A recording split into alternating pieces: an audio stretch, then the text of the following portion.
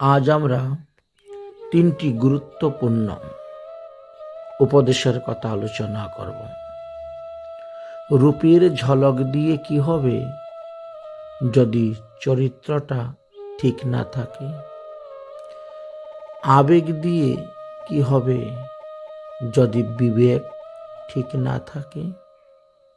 শিক্ষা দিয়ে কি হবে যদি ব্যবহার ঠিক না থাকে? তাই একটার সঙ্গে আরেকটি পৃষ্ঠভাবে কিন্তু জড়িত আছে।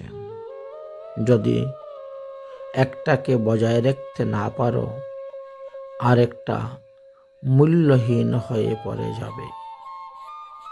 তাই তো বলছেন, রূপের ঝলক দিয়ে কোনো লাভ হবে না যদি চরিত্র ঠিক না থাকে।